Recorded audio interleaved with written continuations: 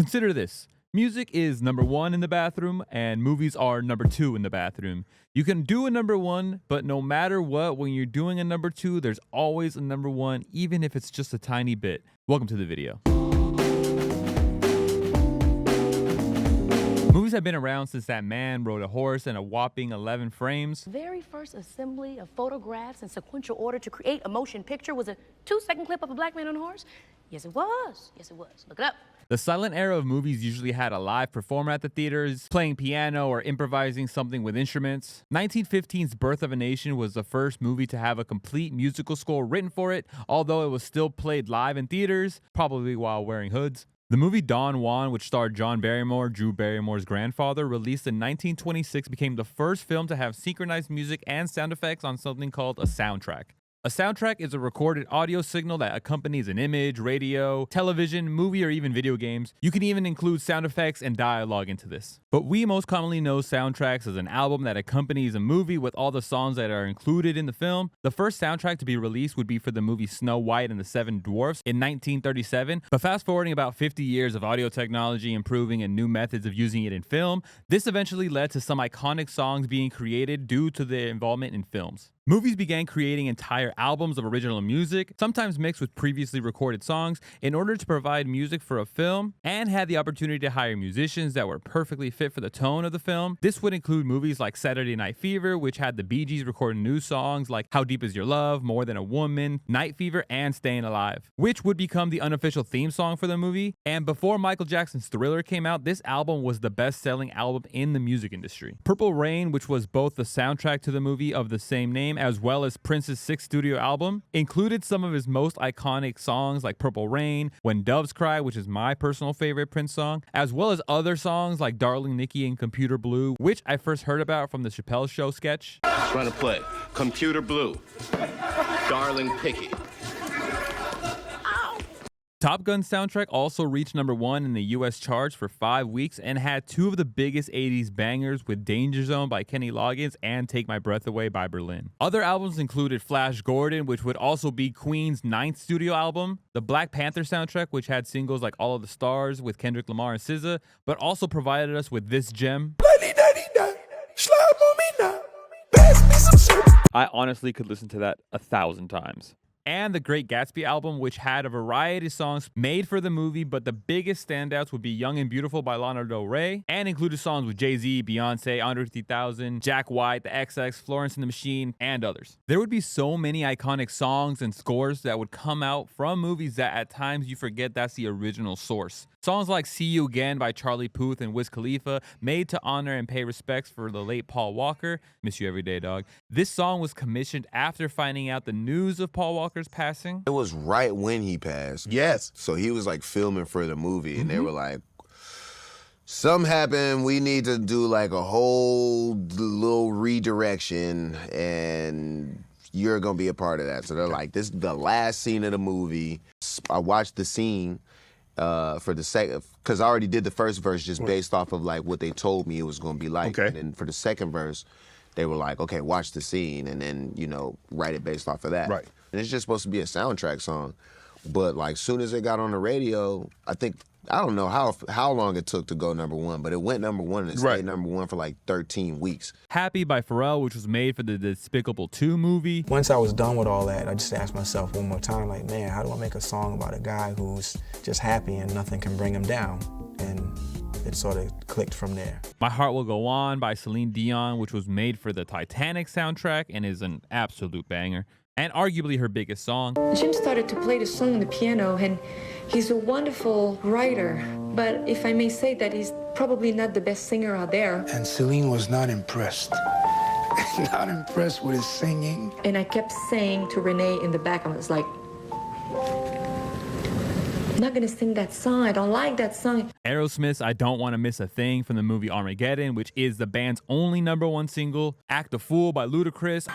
Well, you know, on the album, You don't necessarily have to stick to one particular script. We got subject matter right here we talking about. It's Fast and Furious, so you definitely have to make references to cars. And it's even better when I've seen clips of the movie because then I can incorporate what I've seen into the song. I Will Always Love You by Whitney Houston from the movie Bodyguard. R. Kelly's I Believe I Can Fly, which I understand is a very problematic take, but you can't deny how much of a banger this song is. The song Deep Cover for the movie of the same name, starring Lawrence Fishburne, was Dr. Dre's first solo single, and it was also the introduction for one of the most famous and recognized rappers of all time, Snoop Dogg. The way the song happened, we at Calabasas at Dre house, he got no furniture. He like, I'm finna go to the gym and put this track on.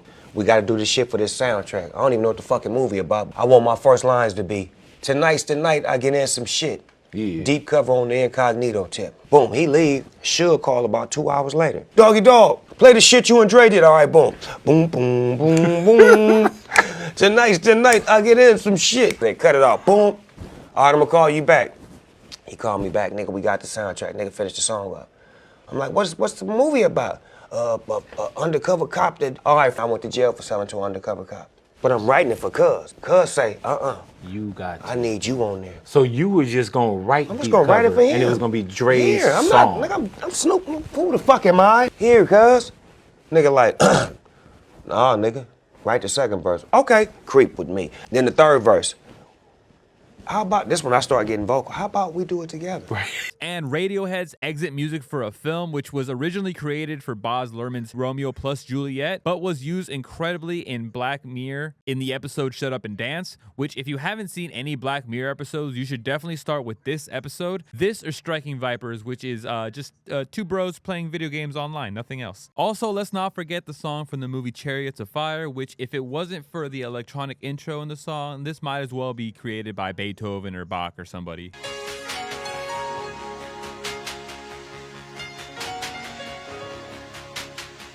A running theme with some of these songs is the fact that these were often an artist's most famous songs. I already mentioned My Heart Will Go On and I Don't Want to Miss a Thing, but others that could fall into that category are Goo Goo Dolls with their song Iris for the film City of Angels. It was such a big hit, they even included it in their album. I wrote the song for the soundtrack, and we were working on our album at the same time.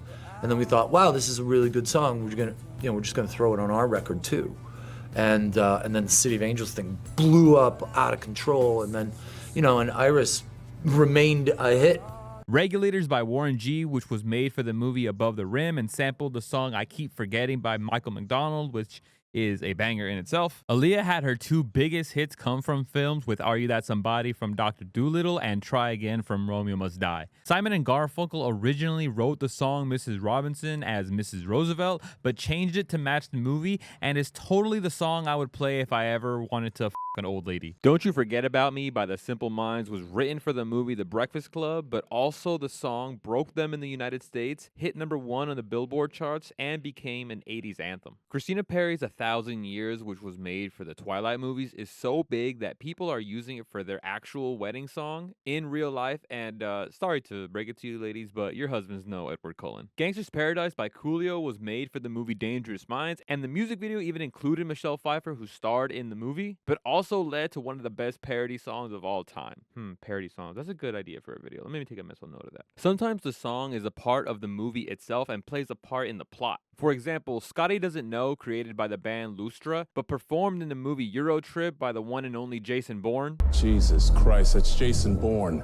This scene was only possible because it was being shot in the Czech Republic, and Matt Damon was also there filming The Brothers Grimm and said yes to the cameo because he went to school with the writers of the film. Filmmakers ultimately decided that the best thing to do was to see who else was in Prague at the time shooting a film, and it turned out some of the guys who wrote Eurotrip went to school with actor Matt Damon. Damon would shave his head for the role. They would pitch Matt Damon the idea of playing who they envisioned would be like a Henry Rollins type of guy, and he loved the idea and agreed to do it. Damon. Get Damon! In a similar vibe, there are songs that are created that could almost be a recap or a summary of the movie. Eye of the Tiger by Survivor was made for the movie and gives a brief description of Rocky's story, although keeping the lyrics incredibly vague, to give it like this more like workout or motivational anthem kind of theme. Lose Yourself by Eminem is actually his biggest hit, and along with being a motivational anthem as well for people going to the gym or whatever, It basically is a synopsis of the movie. Some songs even get commissioned to do a straight up theme song for the movie. The Ghostbusters theme song is a bop on its own, but simultaneously is a great representative for the vibe of the movie. Will Smith basically did this for a few of his movies, Men in Black, Wild Wild West. He also made a song for Men in Black 2, which was not as memorable, but at one point, Wes Borland from Limp Bizkit was supposed to be on it, and a Will Smith Limp Bizkit collab in the early 2000s would have been just a great experience.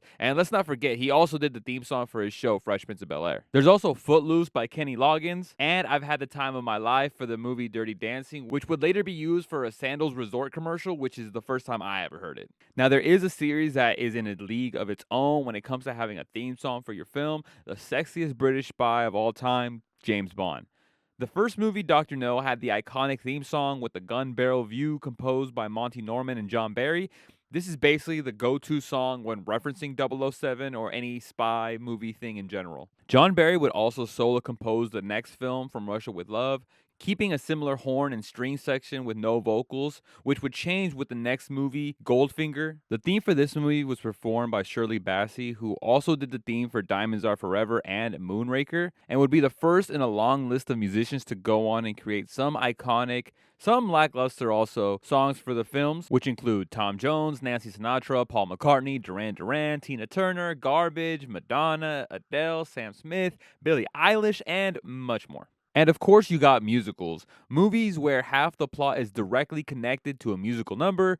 Recently, the movie Wicked came out and was already number 2 on the Billboard album sales. Soundtracks for musicals also became extremely popular, like Hamilton, Rent, Cats, Jersey Boy, and The Greatest Showman, plus many more. And to what I think is the most popular musical soundtrack, Grease, which sold over 30 million copies, and the song You're the One That I Want was number 1 in the US and the UK, and it still has some incredible songs like Grease, Summer Nights, and Beauty School Dropout. Movies are a creative and artistic form that naturally get enhanced with music and musical scores. There are even some songs that were made more popular because of certain movies, but honestly, that's a video for another day. But what I've learned by doing this video is that a song just has to be released no matter the context. If it's catchy, it's catchy. If it hits, and it will be noticed by the general public. I hope you enjoyed this video. Tell me what your favorite songs from a movie is. I'm sure I missed a bunch. And check out my other videos if you like all things music. Comment down below. I'll respond to everything, and